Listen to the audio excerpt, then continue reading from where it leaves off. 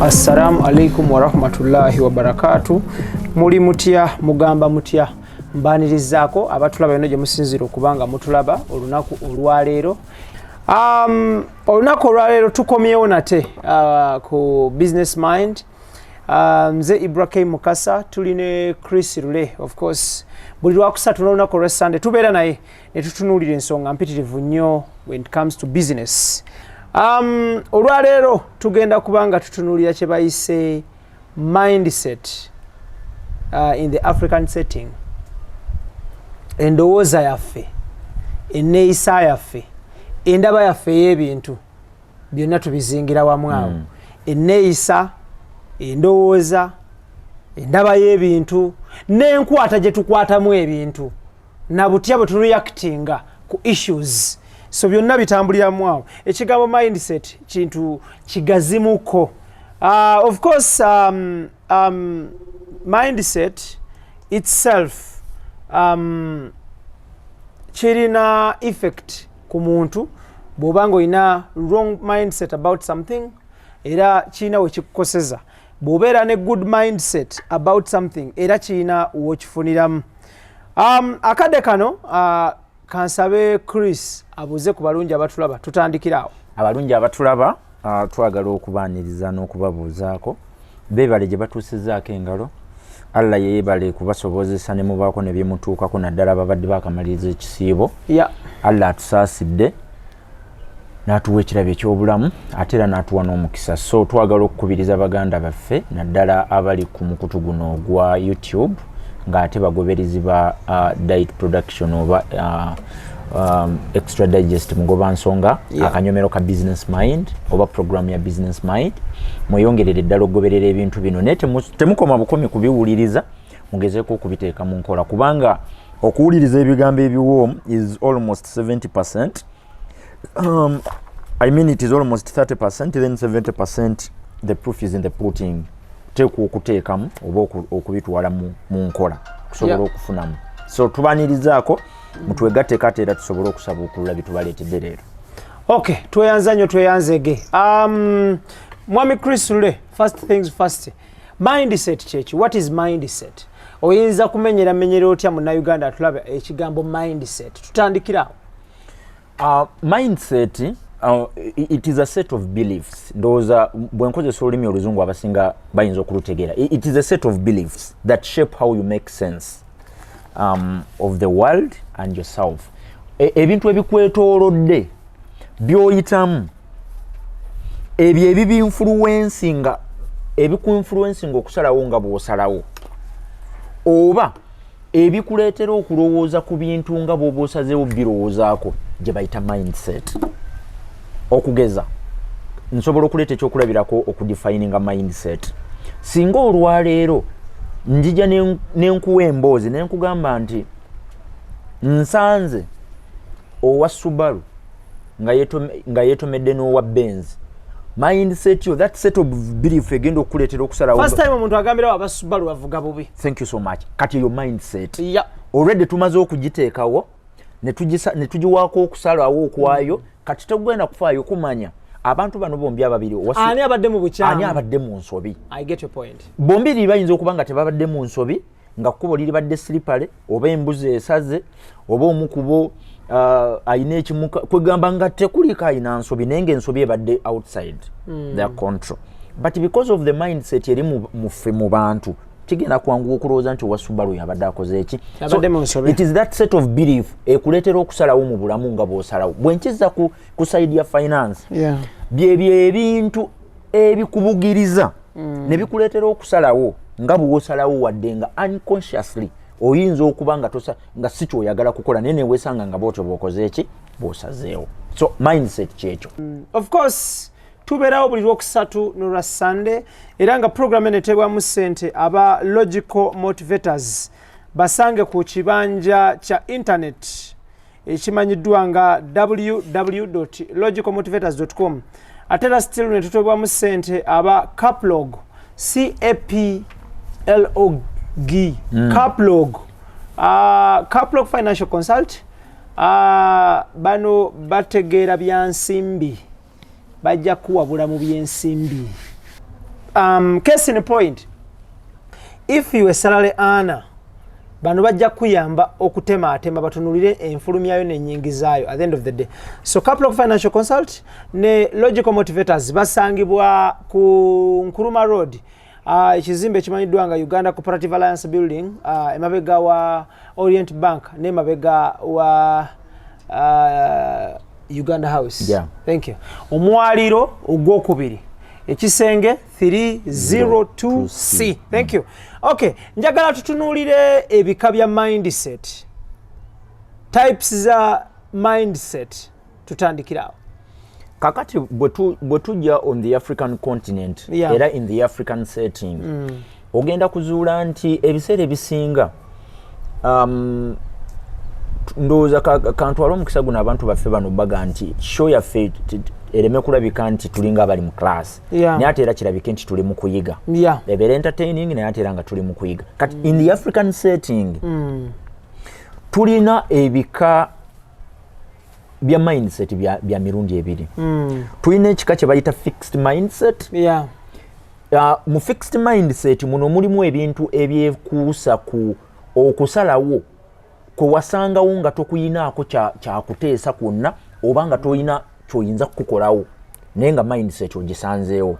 Okugeza abantu baffe bano abatulaba bo bennyini bakimanyi bantu batono nnyo abali mu ddiini ze balimu nga bebeereetera okusalawo ku lwaki bajje bali. Abasinga bakizaalirwamu, abasinga bezisanga bakirimu. So eddiini nayo gye tujja tugenda eno nga tukula tugenda ne tulaba nga etufuukira mindset. Otuuka n'oba ng'olina okukkiriza kw'olina nga kwekuusa nanzikirizayo. Ng'era tekusobola kukyuka enzikiriza nga tekoze eki nga tekyuse. Then ne tubeera n'ekika ekirala kye tuyita growth mindset.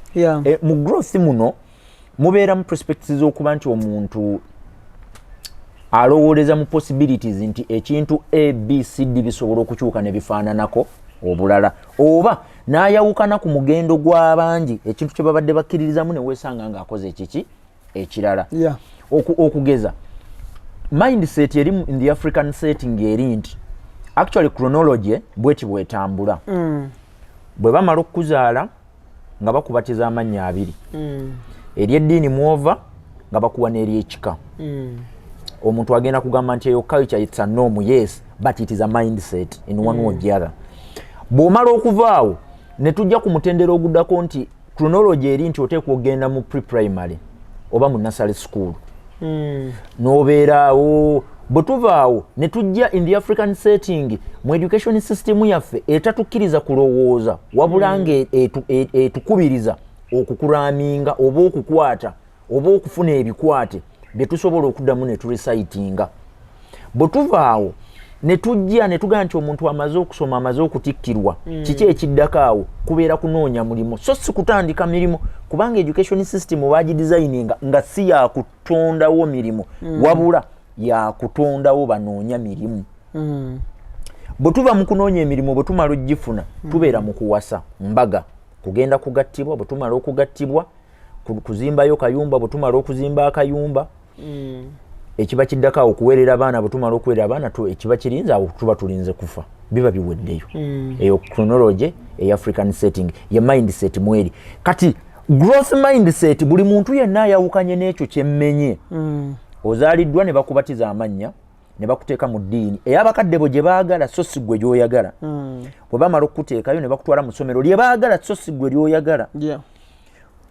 Kyekimu ne bw'otuuka ng'ogenda kufuna choice ya kiki ky'oyagala okukola profession yo, era abakadde basalawo kyamaanyi. Oyinza okwesanga balina influence y'amaanyi. Kati ogenda okwesanga ng'okusalawo kwonna okukoleddwa ku bulamu bwo okuva lwe wazaalibwa paka lw'otuuse mu myaka egyetegeerera ng'okusalawo kw'abakadde nga it's a mindset. So mu growth mindset kiba kitegeeza nti oteekwa okulwanagana ne chronology eyo nga bwengimenye okumakinga sure nti odiminifyinga enteekateeka eyo okulaba nga ggwe oyina ekyenjawulo ku kya fixed, kubanga eyo eri fixed weeri tekyuka tevaawo. Kati growth yeegamba bweti nti nsobola okukyuka nenva mu nzikiriza y'abakadde bange nengenda mu eyo gye ndowooza empa emirembe. That is growth mindset. Ekirala ebeera egamba nti nzikiriza mu famire y'ewaffe ebyenfuna tebibadde ensonga naye nze ngenda ku making sure nti I improve myself ate mbeere omuntu ow'ebyenfuna okusinga abalala ababaddewo akutule enjegere omusajja omu yagamba nti a society is a set of normalized averages. Society eyina parameters zekuwa key performance indicators neziteekawo negamba IBRAH tumusuubira okubanga bwagenda mu ssomero amala emyaka 7 n'asoma eneja senior 4 n'asoma ebiri gya high school n'amalawo n'anoonya omulimu n'akola n'awasa ne tumulinda afe. It is a set of normalized averages. So whoever tries kyovula aba entrepreneurs oba aba businessmen abagezaako okuva mu kisosonkole ekyo ekya African setting kyebawadde tuba tukastinga tubaboola tuba castigatinga tuba stigmatizinga kyovula omuntu akugamba nti entrepreneurship is a lonely journey olubeeramu bwa peke bwomu bwa namonegena embeera yo as an entrepreneur as a businessman yeefaananyirizaako ddala n'omusibe ali ekitalya mulimu ebintu bye mutasobola omusibe byatasobola kukola naawe entrepreneur byotasobola kukola tobeera na biseera bibyo ng'omuntu obudde bwonna obeera obumaze mu business kyekimu n'oli obudde mu business ebenfuga so sigwe kubufuga okitegeera so growth mindset egezaako okudiminisfyinga nejjawo the African setting oba that setting that is known to everyone that is fixed neteekawo nti kino kisoboka okubeera ekyenjawulo okusinga society kyebadde emanyi so zezengeri bbiri zokka ze tulina fixed mindset and creating actually it throws a thrust on you making sure nti okulowooza ko enteekateeka zo zonna zigwira ddala mu nzikiriza ya society eyo gy'olina tutegeraganye bulungi nnyo buli lwogezaako okuva mu kibbo oba mu kisero ogw'ebbali society ekufuna n'ekuzza mu layini kyovula abagamba omwana bw'agezaako kwonoonekako ojja kumutukola bwoti omwana bw'agezaako kukola kubanga tukimanyi nti African setting eyina ebintu byekusuubiramu okukola nga bw'oba tobikoze tulaba ng'obeera ovudde ku mugendo. Okay, kale tuweyanziza nnyo tweyanzege tuli ku business mind ku extra digest mugoba nsonga tuli ne Chris lunaku lwakusatu tubeerawo olwokusatu ne Sunday era nga olwayo tutunulira kye bayise mindset in the African setting gwe mulamwa gwaffe gw'olunaku olwaleero njagala tutunuulire tujja kunokolayo example eriemu mu byomenye mulimu okuzaalibwa okutumbibwa amanya ga family mulimu okusoma mulimu okunoonya omulimu omuntu bw'amala okunoonya omulimu anoonya mukazi yaddako bw'amala okufuna omukyala oba omwami omukyala oba omwami oba omukyala omwami oshegera then oluvaawo ne bakola embaga okwanjula oba okukyala ekiddirira kuba kuzaala kati awo ng'atunuulidde nga kwotadde n'okuzimba edda abantu omwana bamusaayirangako ku mabbali awo n'ateekawo ennyumba ekiyumbayumba kiba kirala ekiyumbayumba kiba kirala kati katuleme kwogera so tugenda njagala tugende nnyo ku issue y'eddiini because at least abantu bonna abali wansi w'enjuba at least the biggest number are believers the biggest number tetujja kunokolayo kintu kya kusoma many have not gone to school oshegeera ate siteeka njagala tutunulire how does religion or prayer affect the African mindset eddiini eno in terms of finance ndowooza of course in terms of finance we are not going religious oshegeera how does religion or prayer affect the African mindset in terms of business mind kati mu bintu ebitaano byendi mu kukolako byenjagala okusabumitinga somewhere ndowooza gavumenti bw'enaaba esobodde ebikoleko bw'enaaba tesobodde ebirekenga bwe binaaba biri mu bintu ebitaano byendi mu kukolako ekisookera ddala lwaki ffe Abafirika tuli mu perpetuity of poverty oba perpetual poverty ekimu ku byo diini yeebireese bwe butuuka oba religion bwe butuuka nzikiriza nti abalungi abatulaba buli muntu alina eddiini gyagwa era njagala kuyisaawo disclaimer nti ebigambo bino byendi mu kukozesa olwaleero ku seeti eno sibigezaako kuvoola kutyoboola yadde okuyisaamu amaaso enzikiriza ez'enjawulo wabula ebirowoozo byange bigezaako kutereeza okulungamya n'okusoosowaza ensonga y'ebyenfuna mu nzikiriza zaffe ez'enjawulo ffenna gye tuli. Kakati ntandise bwe nti okukkiriza kwo okusalawo okwo kwe wakola mu kukkiriza gyonna gy'oli kuyina ebitundu 80 ku buli 100 bwe kyafekitinga okufunako okw'ensimbi mu bulamu.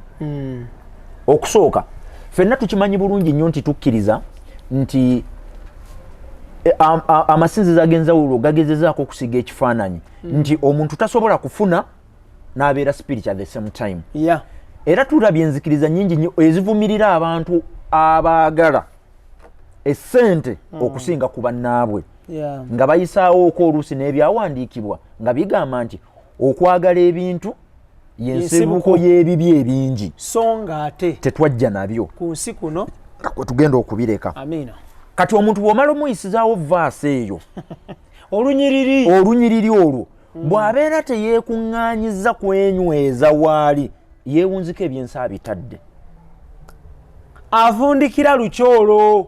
Naye ate nga kiri mu DNA yaffe, mu DNA system yaffe ey'omutonzi gye yatuwa nti yatuwa obuyinza ku buli kintu, teyatuwa buyinza ku bwavu bwokka. Yatuwa obuyinza ku kumanya amagezi, n'atuwa obuyinza ku bintu ebitonde, n'atuwa obuyinza ku mibiri gyaffe, n'atuwa obuyinza n'okukkiririza mu ebyo bye tulowooza nti bye bigasa obulamu bwaffe. Kati singa nsiiga ekifaananyi olwaleero IBRAH ne nkulaga nti nze okukkiriza kwe nnina tekuŋŋanya kwagala nnyo ssente. Nze abalungi abatulaba mu kamera njagala mbagambe kino gye nsabira oba gye ŋŋenda amazima go gali nti essente nzaagala nga bw'okiwulira, ekyo sisobola nakikweka. Ontegedde bulungi nnyo.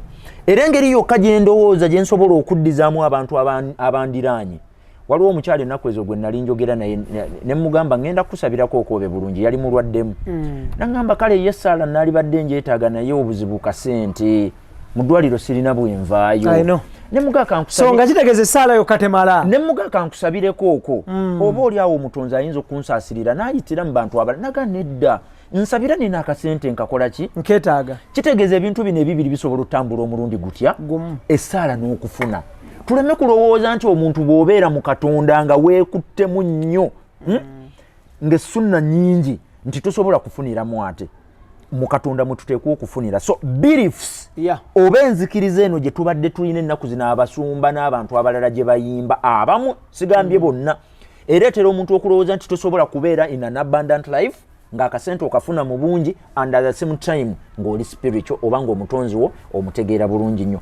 So mu bintu bye mbadde nkugamba bye nkolako enzikiriza kye kimu ku bintu ebiremeseza Africa okugenda mu maaso olw'ensonga balina ekifaananyi kye batuguza oba kye batusiigira. Nze nyina omwami gwe nabuuzaako IBRAH lumu nga tumyume ne mugamba nti continent si zonna nsobola zibala. Africa as it is assumed it is a Christian continent. Asia it is not a Christian continent. Then Europe it's a Christian continent. Naye lwaki Europe is more developed? Ebintu byabwe lwaki bya mutindo nnyo era biri waggulu nnyo okusinga mu Africa ate nga ffe tubasinga ne kyaki obungi. Ne mugamba nti ndowooza enjawulo ogirabye nti teri mu ssaala. Enjawulo eri mu ki? Obudde bwe mufissaawo nga temuli mu kusaba buli omu abukozesezza atya. Enjawulo weeri. So religion mu beliefs ze tulina mu byenfuna byaffe kebe business gy'oli mu cooperating IBRAH ettundutundu erisinga obunene ogenda kuwesanga nga liri olisulise ng'olisonseseemu omutonzi bikufuddeko n'ogamba omutonzi bw'atyo bw'asazeewo ne bikufaako n'oddukira omusumba akusabireko ne bikufaako n'okwata ssente zo z'osoloolezeza ebbanga n'ozissa mu nsawo n'ozitwala baziwa omukisa. Ontegedde? N'okwata ebintu bye bitono by'obadde olina abamu bamanyi n'okubasitula ne bagamba jangu osabire ku bizinensi yange efuna omukisa. Kirungi nnyo era nkikkiririzaamu. I am one of those believers abakkiririza mu ssaala. But tetugenda kukasitinga out the fact that nti abantu baffe bano abali mu masinzizo ag'enjawulo balina okukimanya bulungi nnyo mindset gye bakozesa nga baleeta abantu bano oba nga bayingiza enzikiriza mu business zaabwe ze operatinga. Ensonga esinga okubeera enkulu ennyo yakujjawo na kuteteganya bintu ebitugambiddwa okuva lwe twazaalibwa paka we tutuuse wano. By the way, IBRAH kino nakyo kikulu nnyo. Mindset etondebwa ebintu bisatu, etondebwa ebintu bibiri, ekisooka nature and nurture.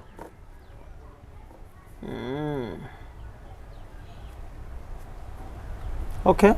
Nature yengeri environment gy'owangaliramu gyekushapinga n'ebintu by'oyitamu mu bulamu obwa bulijjo. Nature and what? And nurture. Okay. Environment muwangaalira okugeza amasomero, media, kati ennaku zino bw'oba ng'oyagala okulaba kyembadde njogerako ekya nature. Ye muntu okuba tugeze kati nga akulidde mu kyalo.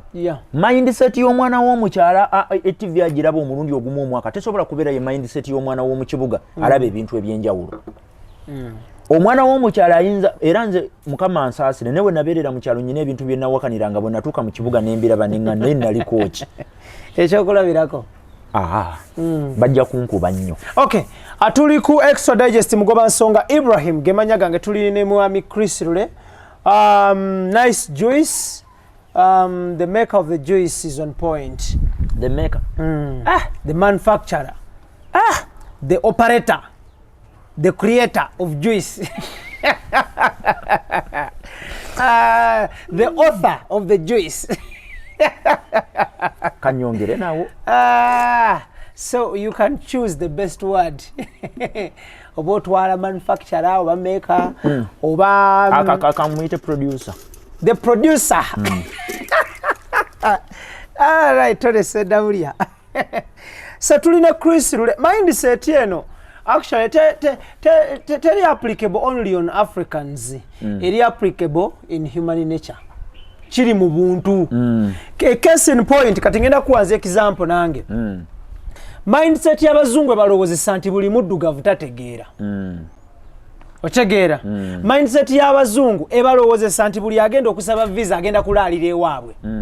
Otegeera. Kibola bakusaba ekyapa, ne bakusaba birth certificate, ne bakusaba endagaano z'ettaka, ne bakusaba kaadi y'emmotoka, ne bakusaba bank statement, ne bagamba babulako kugamba kimu tuleete n'amawowologo tugalabe gali mu langi ki. Otegeera. So it is mindset. It is in the mindset y'abazungu okubalowozesa nti abantu abagaba cheap labor baddugavu. Otegeera. So kyetuliko tutunuulira endowooza eyo gwe gy'olina ku kintu nga ne bw'oba toyina kumanyisibwa kwankomeredde ku kintu ekyo gw'oredde olina bw'olowooza. Kyetuliko olunaku olwaleero. Otegeera. Bakunnyonnyola noga nti ne bwe batabanna bakumalayo ne bagamba no ntebe road oyo omulaba gwe kikugira mu birowoozo kuliko jam. Thank you so much. Okijeyo you got my point. Mental blocks. Bazira bata? Mental blocks. Thank you so much. So tulina chrislule bw'obanga olaba omulamwa tukugenze kiwanvu vugoddeyo kemabega. This is an automatic PVR. Oshegeera. Channel yaffe erina PVR. Noddayo n'olaba ekintu ekyo. At the end of the day. Chris, tweyongereyo tugendere ddala mu maaso. Okyalina kyoyongera okulambula ku religion or prayer in Africa? Mbadde kesimazeeyo nako kabadde ku nature versus nature. Yes. Kati wano kambi nnyonnyola abantu. Nature kyekikula. Nature yenkuza. Thank you. Genda maaso. Nature twongeremu ne environment w'okulidde. Kikulu nnyo. Yeah, you're right. Environment w'okulidde. Yeah. Abantu baffe waliwo omukyala eyambuuza kisoboka kitya mu family emu ng'abaana bazaalibwa omukyala omu ne taata omu. Yes. Ne bakuzibwa abantu be bamu. Omu n'agaggawala omulala n'ayavuwala. Nangamba njagala kumpa answer y'ekyo. It is a challenging question by the way. Ate nga n'example ziri vivid we ziri. Anti tuwangalira ne gye tukulidde. Bakulidde mu family emu. Balidde emmere y'emu. Balya emmere y'emu. Almost basomera mu masomero ge gamu. Kakati omuzadde namuddamu answer gye yali tasuubira. Namugamba nti okusalawo okukolebwa ng'abazadde n'ensi etuggyeko engalo. Okusalawo okukolebwa tuli mu nsi nga tugenze ebweru okusalawo okukolebwa IBRAH ne Chris nga bakulidde mu maka gamu kwe kuyina enjawulo lwaki omulala ayavuwala omulala n'agaggawala. Kyekidefining nga buli omu destiny ye. Olw'ensonga mu nature bino ebintu byonna tubigabana.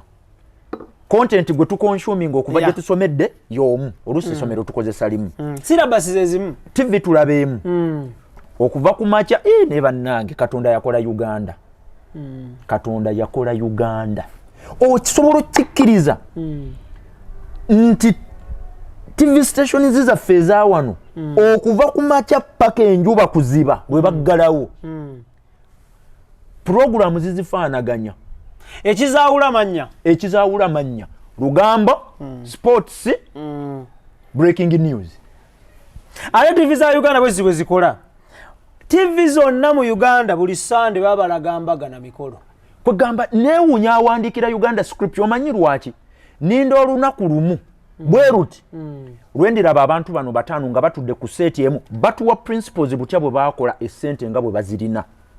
Omwami Ntaganda, Ephraim Ntaganda, omwami Bitatule, omwami wava munno, Professor Gordon wava munno, omwami Ntakke, ne mwami Mandela owa Cafe Javas, ne City Oil, ne City Tires. Ninze TV esobola okutuleetera abantu abafaanana bwe batu ne batusharingira principles. Gosembezayo mugagga wange. Ne batusharingira principles. Njagala nnyo. Butya bwe basobola. Butya bwe tusobola okuduplicatinga principles ze bakozesa bo okutuuka gye bali. Lwaki musobola okukyaza bannabyamizannyo mukaaga ku seeti emu ne mukyaza bannakatemba mukaaga ku seeti emu ne mukyaza abayimbi ku seeti emu ne mulemererwa okukuŋŋaanya abantu mukaaga? Kino kiteeketeeke kitegeke mindset yaffe nga bannayuganda n'abafirika kiri script waliwo eyagikwata n'agituwa nti ffe tulina emitwe gyaffe mulina kubeera mu kasasiro era ekyo ne tukyembrace nga ne tukiteeka ku bbali ne tumala. Sigenda kwongerako aba TV bajja lowooza nkuba bo. Nature versus nature. Mu nature ebintu bibiri wabirambulula wano era nnyinza okukusabuddemu obitugambe. Okutegeka omwana n'omutegekera obitegeera otya? Okutegeka omwana n'omutegekera. Okutegeka omwana, well, briefly, okutegeka omwana, nja kuwa buwinza examples, obutabalwisaayo. Oli akeera ku makya n'asomesa omwana. Ne bukeera ku makya oli n'agula ettaka n'aliteeka mu mannya g'omwana. Period. Kuliko ategekedde omwana, kuliko ateeseteese n'omwana. Sijja awo bwe nsingawo mbeera nkyonoonye. Omu agulidde omwana ebintu n'abimuteerawo ebyo tobonaabonanga era n'enjogera ennaku zino ndowooza ogiwulira nkolerera baana bange naguzeyo yiika 10. Omanyi kati ennaku zino buli kintu kyenkola ky'abaana. Omulala n'agamba nze ngenda tegeka abaana bange kati buli omu kamubuulira obunafu bwe buli. Ategekera abaana bw'onaabategekera nga tobategese by'otegese bajja bitetenkanya babitunde nga tonnaba nakutukako bulago ennaku 40 nga tegannawera. Envunyu zigenda kuba tezinnatambulako yadde yinki eze ku mayiti nga bali mu ggamba omanyi tutunde buli omuntu abeere n'esente ezize buli muntu akole kyayagala kyanakozesa sente ze ebyogatta sente bino kubanga abapangisa Idrisa bw'anaaba yabamanaginga ayinza otukubirayo. Kati buli muntu atunda atwala eziki ezize. Oyo ye muntu ategekera abaana. Ategeka abaana eno yensobi gye era naawe gy'okola. Okutegeka obutegesa omwana nga tomutegekedde nakyo era tekikola ki? Tekimala. Omwana yeetaaga support system gye tuyita essinziiriro gy'oteekwa okuteeka ebigere n'osimba n'otandika emiki. Abalaba emisinde mulaba akantu ako ba Usain Bolt ba Blake ke batera okulinya ateekamu omugulu gwa right, ateekamu okugulu kwa right, eryo libeera ssinziiriro kasumulula n'alyoka asumulula 10. Kati ezo ze projects ne investments omuzadde z'olina okuteekateeka. Kati mu kuteekateeka omwana ono sijja namuyita mwana mu kuteekateeka ezzadde ly'okulaba nti liri financially work.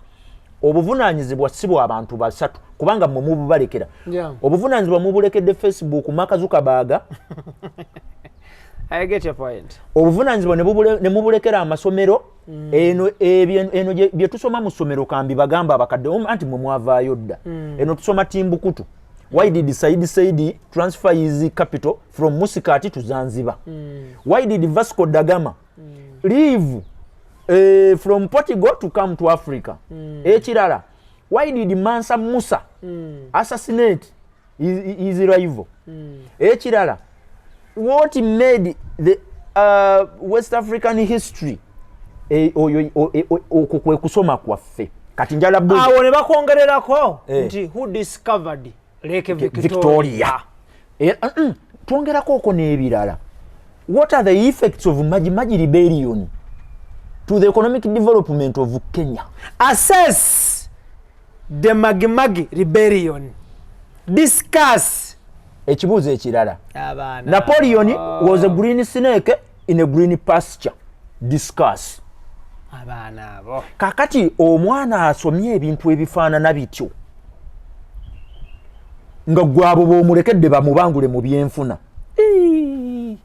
Kyokka African. Zabu hashtag. Omusajja ateekwa okuba nga omusajja aloga Africa ateekwa okuba ayimiridde ku Burj Khalifa. Kamera we yaziteeka. Buli we tudda atulaba. Kubanga njagala otunuulira script IBRAH gye tumenye. Njagala oddira ebintu ebyo nga bwe tubimenye. And by the way, disclaimer yeno, sigambyeko nti okusoma kubi. Si kubi. Naye bye tusoma. Oli ajja kugamba nti ebyo bye Chris byoyogeddeko eri abaana abakola sciences ne babeera ba engineers. Era nabo bwe batabula sulfuric acid ne bakola ne gundi kiggwa kitya. Ate abo abamu sijja kuvumirira professions zaffe. Kati nga mu sciences tukyakolera ddala bulungi. Era would encourage abaana abali abatulaba. Do not pick the softer choices. Pick the hard choices mu making sure nti tu balancinga kubanga butulabere na balance ensejja tutabukako. By historians tulina obukadde 3, ba scientists tulina abantu emitwalo 2.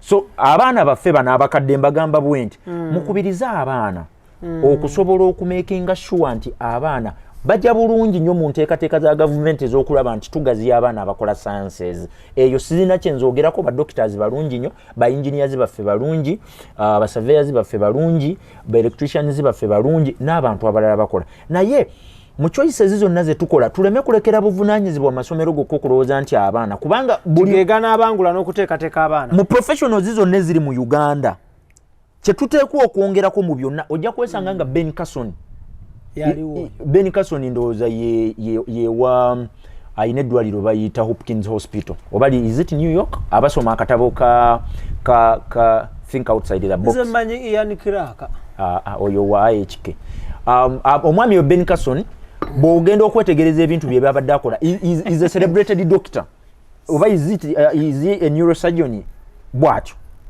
neurologist oba neurologist naye ojja kwesanga nga ne mu business side of it ali mu kukola buki bulungi nnyo okubeera doctor okubeera engineer tekigaana mwana wo kumussaako toffaali lya financial literacy omwana okubeera nga ali financially woke nze wano wenkubiriza abakadde in the nature versus nature obuvunaanyizibwa tuleme kubulekera bulekezi mu masomero n'amasinzizo na Facebook na WhatsApp. Abaana baffe bano batwetaagira ddala bulungi nnyo okubafunira abantu abababangula. Mind you IBRAH. Tewaliwo omuntu wano wansi wa njuba abamu batukweka ne batatugamba atayina mentor. Ataliwo. Oba gwe gweyita mentor. Taliwo. Nawe ali mu mawulire olinayo omuntu ogwogenda n'omutuuza n'omuganda naye muganda wange nali agadde okubreakinga. Nze njogera na gundi ono Gayo muna Kenya Jeff Koinange yakubangula. Tuogera naye oyinza owereza WhatsApp leero n'agiddamu mu wiiki 2. Naye era abaakuzeemu. Era mentor tateekwa kubanga ali omuntu atali busy tayinza kubeera mentor we. Idris Lukwago. Njagala okutwala omukisa guno okuyozaayoza Idris Lukwago.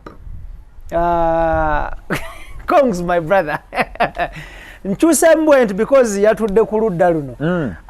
Tuli ku business mind tulina chrislule. Of course shows zino bingi nnyo bye muwulira naye nga tebisanyusa. Naye nga bye bituufu. Of course. The biggest percentage of information ebefutuka wano teba nnungi eri birowoozo byo naye eba nnungi eri enkulaakulanayo oyinza obutagala kuwulira ssaawa eyo nti anti oluguudo lw'egundi baluzibye bali mu ddukola naye for the near future nga kyekisinga obulungi so kye tuliko wano olwaleero tetuvumirira eddiini ddungi era tukubiriza abantu okusinza Katonda obutamugattikako kintu kyonna naye eddiini eyitiridde ey'okukeera ku makya n'obeera mu masigidi okuva essaawa emu paka enkeera onaalya ki abantu baffe bano n'ovaawo n'ogenda mu yeekaalu okuva ku makya paka enkeera onaalya ki mwana wattu ne bayibuli nno yali kkiriya ng'egamba nti ataakole n'okulya taalyenga. Okay, Chris, nga tuvuddeyo eyo njagala tutunuulire ebintu bibiri competence and confidence. Awo wenjagala competence bwe busobozi guidance okuteekebwa oba enteekateeka oba ntegerekeko oba so njagala tutunuulire ebintu bino.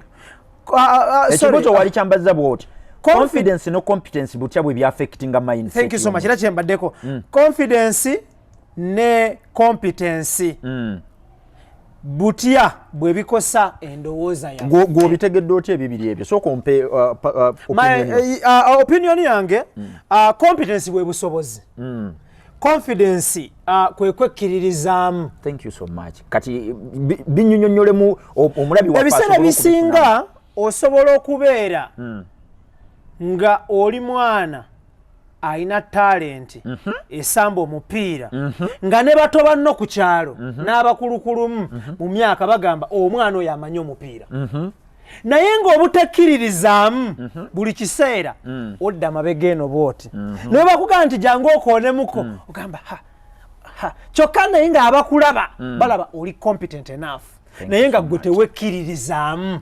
Oli motivational speaker mulungi nno.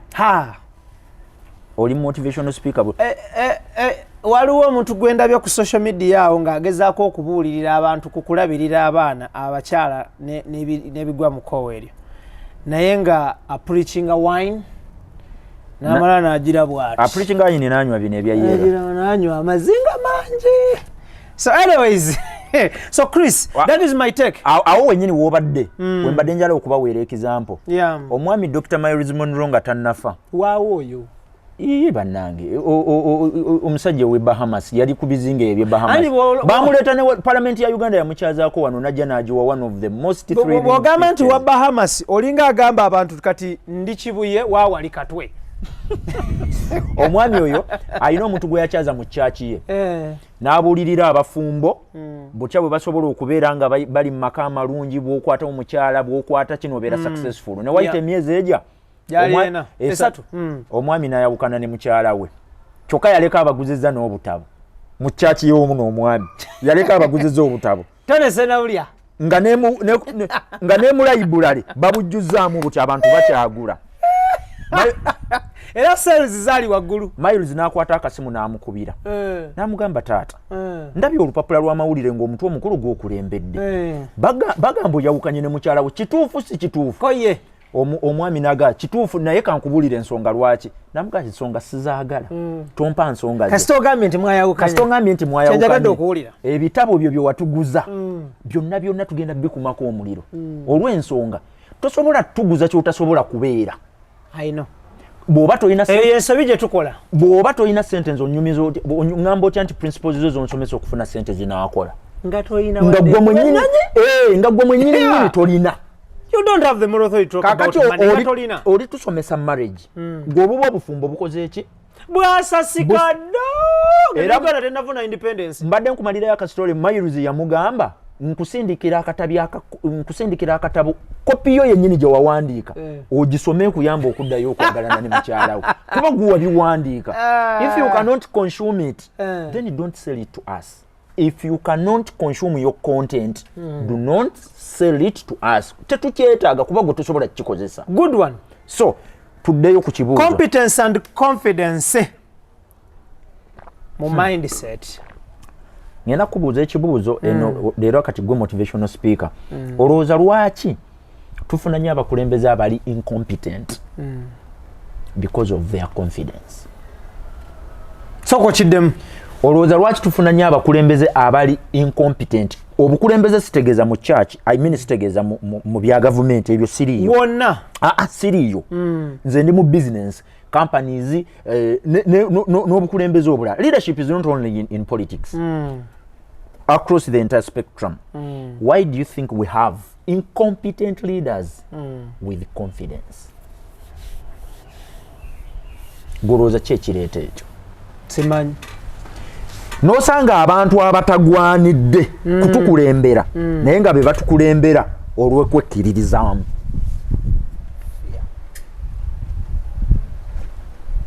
Mwami kyazimu ekiwulidde? Njagala before nga tetunagenda Chris, njagala oyongera okuba disclaimer. Tetutunuulira LC wo. Tetutunuulira MP wo. Omanyi kati abantu bajja kurashinga batunuulirewo mwami oli MP oli. Tisibwe tuliko. Oshegere ye yali akalulu ke yayitawo. Tomwesiba nako. Well, basically Idris Ankubi akama nangamba fear okutya. Kyekiviirako okubanga tufuna abakulembeze ab'ekibogwe. Ab'ekibogwe ababoota. Naye ng'ate bekkiririzaamu baggumidde. Njagala ogenda mu music industry kuba gy'osinga owangaalira. Abakulembeze b'ebibiina by'abayimbi obalaba nga be batu oba Nkubi. Naye Katonda yakola Idris. Nkubi omusajja tannamalayo na statement wena oli mu kubwa. Obukulembeze bw'abasajja abo abali mu entertainment obulaba nga bwe bw'obugwanye. Naye olowooza lwaki be bakulembeze?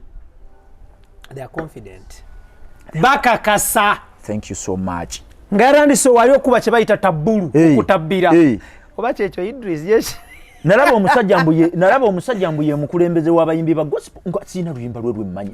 Nenga owayendeka nengamba nze atawuliriza music oba nze kwegamba tonave ku set yeno.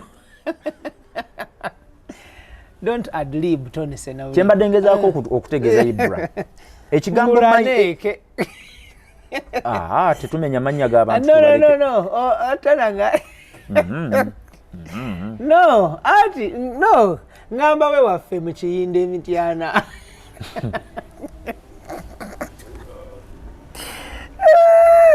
Ali go Chris. Olaika ba obi bo tobawuliza. Naye nze muwuliza obi wa. Nze kibooke yange gye njagala okukuba. Bamuyita battirimaayo. Kamulali simuyiwa mu maaso ga muntu. Muyiwa mu ngoye. Okay, tugende mu maaso ku gundi yaffe eno. In terms of mindset, competence and confidence, bino ebintu byebyawula abafunyi ku batalina. Byebyawula abakulembeze abatutwala ku mitendera egy'enjawulo n'abagoberezi. Omuntu abeera competent naye nga talina yadda akatulututtu yadda akabajjo ka confidence yadde naaka. Naye nga ali competent mu buli kintu. Empapula azirina, ali audible, qualifications zonna weeziri, skills alina, ali presentable stature kyekyo, naye nga alina kye bayita akatengo. Ng'alina akatengo kyogedde bulungi nnyo. Nga yenna azannya bw'ati ng'amazzi agali mu ccupa ng'azannya bw'ati. Kati ate nga ebintu byonna abirina. Nze nakiraba wano juzi ku gundi wano. Kuki? Gye buvuddeko wano juzi mu January. We nakiraba.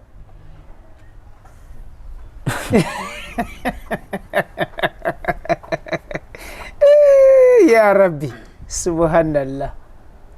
Okirabe? Nawe okijjukidde? Tuvuge competence. Tugende. Kakati tubadde ku competence. Kubanga competence bw'obeera ogitunuulira wakinyonnyodde otya? Competence kwe kubanga olina obusobozi. Kati ebintu ebikwawula ku balala ng'olina obusobozi bye bino. Obeera ne skills ezeetaagisa, obeera ne qualifications ezikwetaagisa, obeera ng'ogwa mu mitendera gyonna egy'ebintu bye beetaaga. Naye ate mu ggwe musobola okuba nga temulimu confidence. Ekyo kyaffectinga mindset yo mu kuderivalinga okusobola okuyitereza ebyenfuna byo so ng'osobola okubeera confident nga bino byonna toyina yensonga lwaki osanga abakulembeze ku ab'amawanga kale kaŋŋendeko mu byobufuzi katono waggulu abasinga omuwendo omunene nekozesa example z'abazungu kaŋŋende banyiiganya Abafirika abawano nedda tekirina mutawaana bw'ogenda okutunuulira mu bukulembeze bwa Africa ndowooza omuntu abaddeko yabadde akyasomye ennyo ye Mugenzi Mugabe yabadde yasoma ennyo abasigadde bonna bakivandulo bafubutuka bufubutuse naye kibaleeta confidence okwekkiririzaamu nti I can wabula akabike kirina eri mindset kyekino osobola okwekkiririzaamu naye ng'okkiririza mu kasasiro wo ekyo nekyaffectinga mindset yo okugeza omuntu asobola okubeera confident about his music gwali mu kukola naye ng'ali mu kuyimba kasasiro bangi nnyo buli 100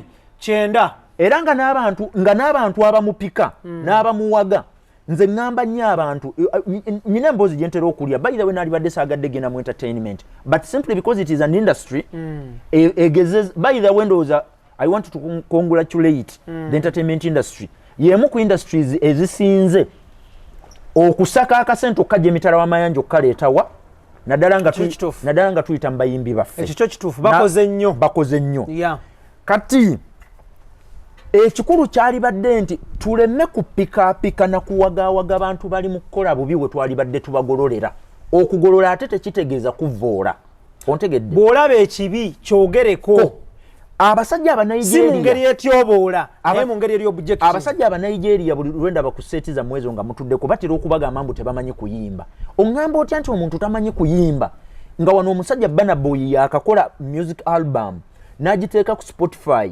n'agiteeka ne ku Amazon mu bbanga lya myezi 3 yali emuwadde $1 million 15 n'oyagala oŋŋambe nti oyo tamanyi kuyimba kyogamba nti abazungu basiru abagula kasasiro si basiru twalina bw'oŋŋamba mbu abanigeria tebamanyi kuyimba nga music waabwe gwe bazannya olwaleero ne wana e Uganda naawe gw'owuliriza ali mu kugamba mbu music waabwe tanyuma tuleme kuwaana kasasiro by the way ekyo kintu kibi nnyo competence versus confidence you could be confident but you are incompetent byotuyimbira mbutuufu tebinyuma nga tebiwulikika bulungi nga mbutuufu tebiwooma but simply because twagala okuzaamu amaanyi anti wano kubanga gwe waffe nabagamba wano najjano netukola omulamwanze naawe neŋŋamba abantu nti mu bulamu you need both the motivators the negative motivators and the positive motivators nali lumu ndaba wano show eyayolesa ekitone ne babaako abaana be bagamba nti bawunya that was negative motivating negatively baba motivating era olaba ebibala ebyava mu kubayisa obubi ebibala byali birungiko okusinga bwe baali baddenga singa omuntu yabaga muzina bulungi nnyo mugendere ddala maaso osanga abaana abo baaligenze ne batabako ne gye bakola ki gye balaga negatively omuntu asobola okugamba ekintu ne kikupushinga emyaka 2 ng'omukolerera n'ogamba kebubedde Idris ono ateekwa okumanya nti yampita omujega nengenda mulaga nti ndi musajja wa ttabbu so twembracinge bwe tubeera tutereza mindset zaffe in terms of finance kino entanda njagala gisibirira abantu bonna bali mu business ebintu bino bibiri mu biseeko nnyesera competence and confidence you could be confident about your business nti ejja kukola but in actual sense nga business ene lacking the competencies ezisobola okugiyambako okusurvivinga n'okuthrivinga kati kyangu nnyo okubeera ne business ng'erina competencies zonna eri well located ofumba bulungi nnyo good customer care a very good marketing strategy profile nnungi nnyo capital waali ne ba client base ekula buli lunaku but nga you lack the confidence to serve ba clients bo bonna okuva kwasooka paka kwakola ki kwasemba eri abakadde abayina abaana mu nature versus nature mu kuteekateeka n'okutegekera abaana oba abavubuka nga tukula mukimanye bulungi nnyo ebigambo bye tukozesa nga tugamba abantu bano nga tukula birina perpetual implication nga tegenda kuviira ddala ku CV ya bulamu bwe okugeza gwe togenda kubeera na magezi nga kitaawo omusiirinzi omaze gwe tolina kyoso gwe ogenda kufaanana jjajjaawe yafa jjajjaawe oli yafa nga munaku muzibu buli kyakwatako tekikola omwana oli mu kumusigamu ekintu kyovola IBRAH luli nali nkugamba nti gwali badde mulimo gw'abazadde oba mu society abaana gye bali abaana bano okumanya nti besides the school system, besides the church system, besides the religiosity, ebyo byonna ng'obitadde ku bbali abaana bano beetaaga okuteekateeka mu ngeri eyenja omwana n'akula ng'alina mindset yanjawulo ku yiyo kubanga eyiyo gwe omuzadde kati andaba erimu DNA omusikire genes ziri transferable era bakimanyi abakola cognitive science genes they can be transferred from omuzadde ku mwana genes bwe ziba zijja tezijja zokka zirina ebintu bye zijja nabyo mindset kya colonialism abakadde bo kye baalimu gwe abaakuzaala nakyo nga kyegattako kijjiramu kati olaba nagwe bw'okikwata n'okisuula ku mwana kati mu kunacaringa omwana bubeera buvunaanyizibwa bwaffe nga ffe abakuza sijja gamba bazadde bokka abakuza b'abaana okumakinga sure bwe ngamba abaana nno nange embeeramu mu baana abavubuka abo abakulu kubanga mu abakadde mulowooza nti omwana bw'afuna diguri kiba kiwedde in the nurturing bit of it bw'obeera omulekedde street Facebook Mark Zuckerberg bano bo basomesa okumanya basomesa ndakati wetwogerera eriyo videos ezakayiika y'amakumi ngaaga celebrity gundi yakyaye gundi era ezo facts baba nazo njagala otuze omwana wano omwana wa myaka 2 mu ejo mwena omutuuze mu set mu kamera omubuuza ba celebrities be Uganda ne families zaabwe ne love life zaabwe nga bwe zikola omwana alyoka abakusensulira aja gundi yabadde akeyagala ne gundi bayagaddemu emyezi 3 kati beekyayi ne bayinza okugenda mu divorce bayinza obutagabana bintu ebyo byonna baba babimanyi kati mutuuze omwana oyo y'omu omubuuze kiki ekiyinza okubaawo singa gavumenti ebeera terina ssente ne issuing out treasury bills neziwa abantu bazigule olowooza kiyinza kubeera na bulabe kiku economy oba kiyinza kitya oku affecting economic growth y'eggwanga nkukakasa mazima omwana ne bonamukuba emiggo 2 ku lubuto agenda kuba talina kyamanyi lwaki society emuteekateeka kujuza wano kasasiro ebyamagezi nassawa ku mabbali kakati butya bw'olowooza okuproducinga waliwo ennaku ezo akantu ke nalaba ne kansanyula nakalaba ku TV oli yagamba nti naye constituency namba neeronda oyo MP nemugamba naye kakati nemugamba constituency onenya yaki kino kintu mu bukulembeze bw'ebisolo bwe tuba endiga zirina kulonda muliga munnazo definitely empologoma tesaakulembera ndiga thank you so much kati MP waabwe oyo gwe balinawo gwe basobodde gwe beetunuddemu ne beekuba mu ttooki nga yayina so kitegeeza nti buli representative representing ebirowoozo byabo bwe bafaanana bwe balabika era naye afundikira abbulukukidde omwo n'abafaanana omuntu ayagala okumanya Kenya bweri olina kutunuulira bukulembeze bwayo omuntu ayagala okumanya US bweri olina kutunuulira bukulembeze bwayo omuntu ayagala okumanya Uganda bweri olina kutunuulira bukulembeze bwayo gwe bw'obanga olowooza nti omubaka gwe walonze si representation ya constituency yo obeera weerimba olw'ensonga obukulembeze busiivinga ne bujjamu omuntu omu ku birowoozo byabwe n'endowooza yabwe n'enfaanana yabwe n'enkola yabwe ne bafunamu omuntu atya afaanana ekyo kye bali kati nze bwe ntunuulira omubaka wammwe ava ku kyalo kyammwe mmanyi bulungi nnyo ekyalo kyammwe seetaaga kujjayo gwe mwatusindikidde gwe muyinawo ontegedde bulungi nnyo lema abantu baleme kulimba gigo approach in and out garbage in garbage out okay kale business mind ku extra digest mugoba nsonga tetugenda kubanga tusukkawo olunaku olwaleero wabulanga before we go n'olwa Sunday katukomewo ne mindset eno ekyabulako kubanga ndabira ddala tubale tutandise okubakwata kye bayita omubabiro tukutta akati naye ng'ate omwami avunaanyizibwa ku time mwami Tony Sennabulya okuva Namalutengo n'agamba nti time up. So next week on Sunday, this week on Sunday, sorry, tugenda kubanga tukomawo. Nina yakalango kadakike mutata. Oyagala yakalango? Tata. Mujja kulaba Idris. Mwami Idris akalango kaddakiikemu njagala kuddamu by the way okujjukiza abazadde ku abazadde batukoze bulungi nnyo nti bajjumbidde actually ababadde babuuza Herbert Mona ne Bale Benjamino bajja kulabika mu musomo ogwo gw'abaana bafumbye bulungi nnyo Herbert Mona amaze emyaka egiri wakati an experience between 1 month and 25 years mu kukolagana obutereevu n'abaana oba ba youth so financially ebirubirirwa byabwe ebigendererwa byabwe abitegeera bulungi nnyo Bale Benjamino omwami Bale Benjamino amaze ebbanga eriwerera ddala lya myaka naye egikunukiriza mu 17 ng'ateekateeka 17 years down the road ng'ateekateekera abaana mu byenfuna so njagala okukubiriza abo bonna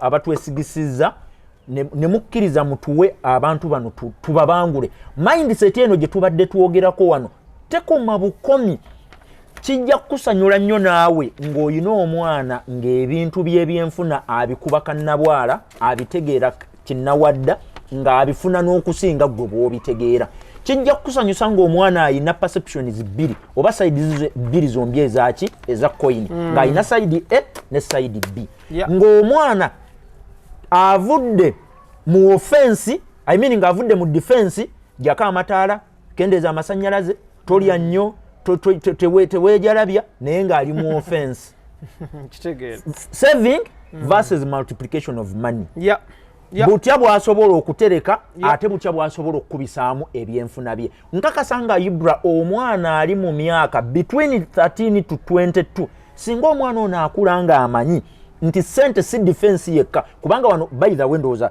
mu kalango kompadde defense ye muzadde okutegeka omwana n'akula ng'akimanyi nti okusevinga obusevinzi sente kimala okusevinga sente tekigaggawaza ekigaggawaza kye kyokola mu saving gw'osevinze so kyokolamu saving ozikozeemu ki naye bw'ogamba okusevinga obusevinze okusevinga mu myaka egyange gino gye ndimu nja kukaddiwa sigaggawadde wabula ate ekyokukaddiwa kyo kiri eventual kitekwa obbaawo ontegedde naye ate singa nsevinga n'ensiga oba ne multiplying oba n'enkubisaamu omuzungu gy'ayita compounding effect kisobokera ddala bulungi nnyo nti nsobola okukubyamu akantu kange kemba ntaddeyo so ennaku z'omwezi nga 26 omwezi ogw'omukaaga nkubiriza abakadde bonna ababadde tebannaregistering abaana baweredde ddala tugenda goberera bulungi nnyo enteekateeka ya ministry y'ebyobulamu social distancing masks okusanitizing then n'okumakinga sure nti ekifo kye tulimu tuli mu kifo ekitegeke obulungi so mbakubiriza mujje kwene namba y'essimu gye mulaba wansi awo oteekeyo ka WhatsApp email address nayo tugenda kugibateerako ndowooza this time round kubanga waliwo ababadde bagibuuza details zonna tuzibasindikire to making sure nti tusobola okuleka generation emabega etegeera lwaki twasazewo IBRAH tukole ekintu bwekiti abantu balowooza nnyo nti okugaba oteekwa okusooka okutuuka eri abannaffe gye bali ba minisita wava munno tujja kutuukayo ne tusobola okutambulira ffenna awamu ekitono ekifuniddwawo n'okigabana n'akuliraanye ate nga nzikiriza nti teriyo kya bugagga kisinga magezi era abaana mu by'obugagga bye tuteekwa okubalekera amagezi ge galina okusinga ebintu okuteekateeka kwabwe kwe kulina okusinga bye tubategekedde bibiri ebyo bw'obikombayininga n'omutegekera ate n'omutegeka you're going to leave behind a financially fit work generation behind us egenda okutufuula proud nti naffe tulina omugigi gwe twakwatako ne tugufuula kyeguli. Thank you. Mbeebazizza nnyo lugaba abankuumire abampeera omukisa mbagaliza bye munjagaliza sinza kusinga kaawo. Njagala kwebaza team gye ntambula nayo Idris Lukwago, Tony Senabulya, Daniel Mugoya ne Keith Kanabi ate ne baze aba logical motivators ne couple financial consult. Thank you so much. Tubadde ku business mind ku extra digest mugoba nsonga tukwatagane on Sunday nga tuongera okulambula about mindset in particular. Mubeere bulungi mweraba. See you next time. Thank you so much.